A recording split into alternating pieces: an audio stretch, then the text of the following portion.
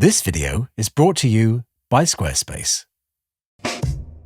Paperback Writer didn't sound like any Beatles record that came before it. The guitar, the vocals, but really, it's the bass. And that wasn't by accident. Hi, I'm Andrew from Parlogram, and in this video, we're going to take a closer look at Paperback Writer and how it changed everything that followed. When Paperback Writer came out in May 1966, something had clearly changed. For a start, it's not a love song. It's not something you can whistle along to in the same way as She Loves You or I Want to Hold Your Hand. And it wasn't just the songs. The way the records themselves were being made was different as well. Up to this point, Beatles records were basically recorded as performances, but here they started to build the record piece by piece. But the biggest change is in the bass. If you listen to good quality recordings of the Beatles live, or even the BBC sessions, the bass is much more prominent. If I give my heart to you.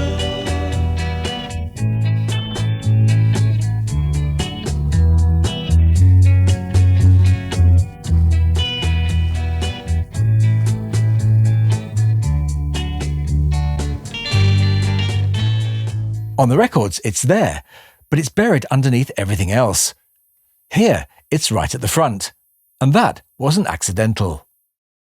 One of the things the Beatles were always trying to solve was how to get more bass onto their records, so it matched the American records they loved. But EMI's rules made that difficult. Because bass is hard to deal with. It takes up more space, in the mix and physically on the record. And if you push it too far, it starts to cause problems when the record is cut. If you listen to American records from the time, especially soul records, they often sounded bigger, more powerful. The bass had much more presence, and that's exactly what they were aiming for. So they started experimenting. One of the key changes was to treat the bass as a feature, not just part of the backing. Instead of being recorded and mixed with everything else, it's recorded separately, then brought back into the mix later so they can control it properly. But even that wasn't enough. Because the way they were recording it wasn't always capturing the low end in the way they wanted, they tried something different. Instead of using a microphone in front of the bass amp, they used a loudspeaker as the microphone, placing it directly in front of the bass speaker. Now that might sound a bit odd, but a loudspeaker and a microphone actually work in a very similar way. They both have a diaphragm that moves in response to sound. And the speaker responds particularly well to low frequencies, which is exactly what they were trying to capture.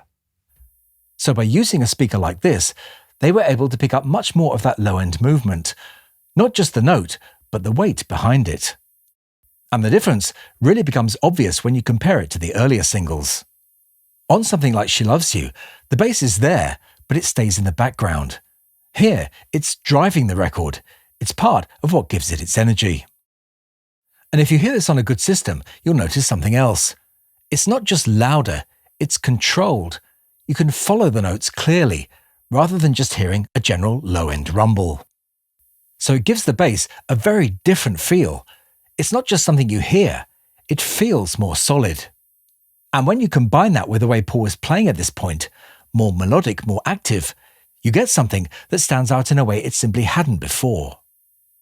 It's also worth mentioning that by this point, Paul had moved over to the Rickenbacker bass.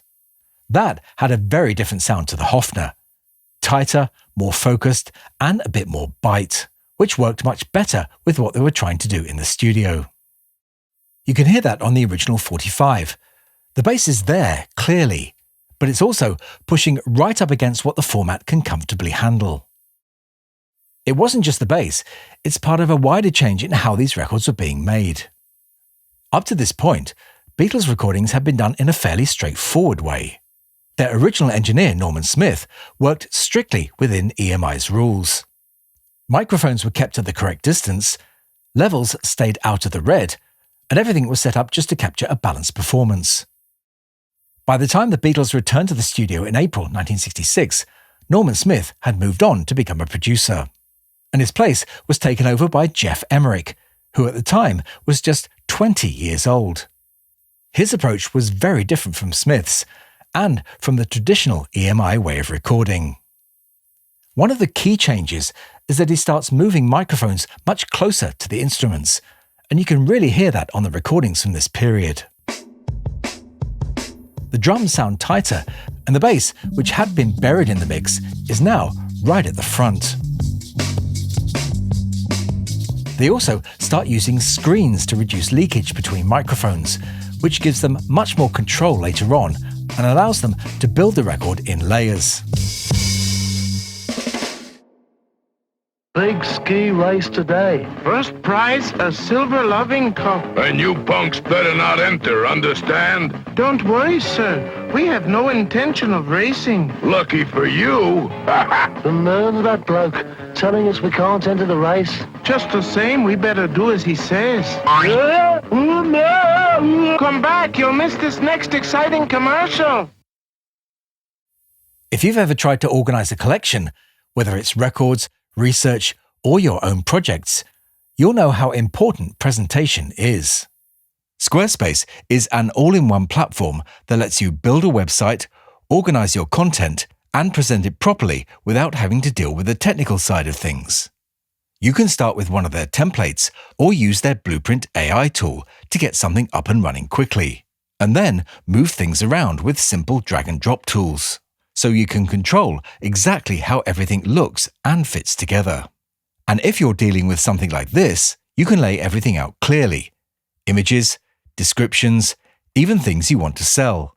So it all makes sense and is easy to navigate.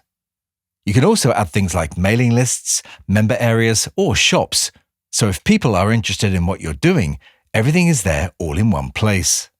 If you'd like to try it out, head to squarespace.com for a 14-day free trial. And when you're ready to launch, go to squarespace.com/Parlogram to save 10% off your first purchase of a website or domain. 1966. They're still working with 4-track tape, so the parts have to be combined in reduction mixes to free up space for more overdubs. That helps shape the sound of the record, but it also comes at a cost in terms of sound quality. So the track is built up step by step. Each step gives them another chance to shape the sound. So instead of just capturing a performance, they're assembling the record piece by piece. Once the sound had been captured, the next step was shaping it. What you're hearing on Paperback Writer isn't just how it was recorded, it's how it was controlled as well.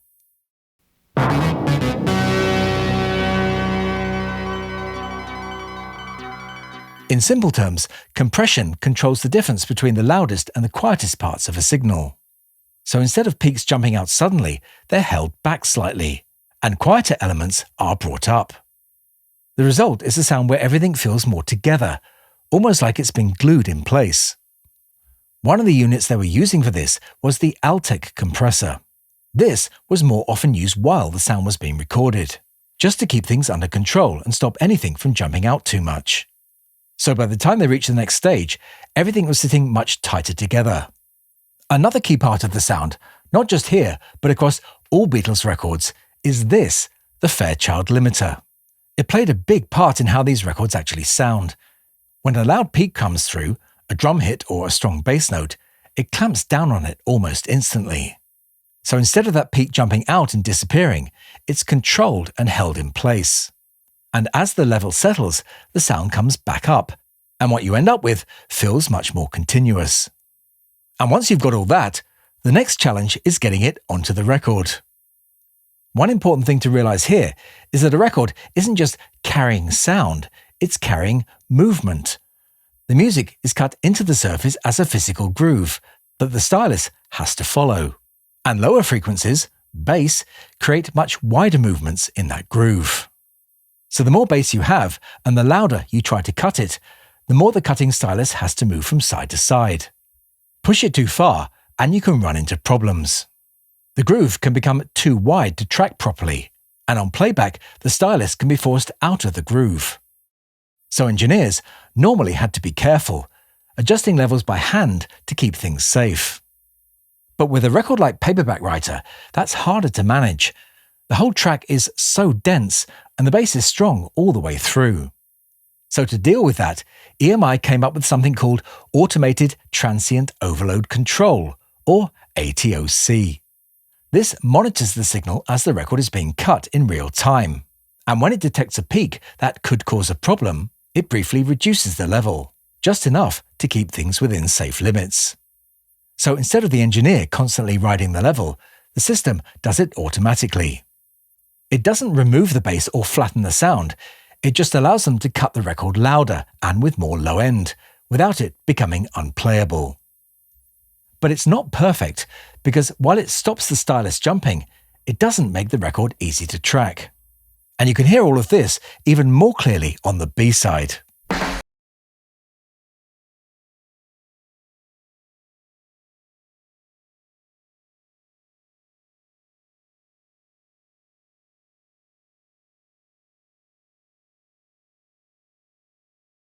When you slow down a recording like that, everything becomes heavier. The drums have more weight, the guitars sound thicker, and the whole track feels more solid. They're still using the same approach with the bass, but what really stands out is how they start to treat the recording itself. They're not just capturing it anymore, they're experimenting with it. The backwards vocal at the end came about almost by accident.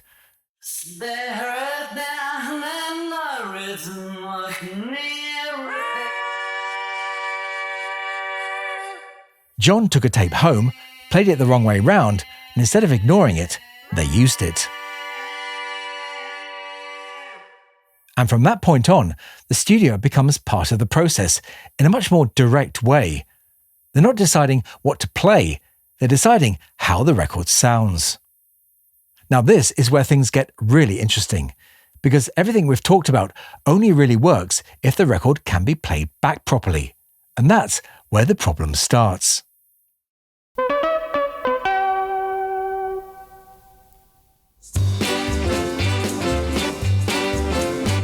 Most domestic record players in 1966 weren't built for this kind of signal. So when a record like Paperback Writer comes along, it's asking more of the system than it was designed to handle. A lot of players used fairly heavy tone arms, high tracking force, and basic ceramic cartridges.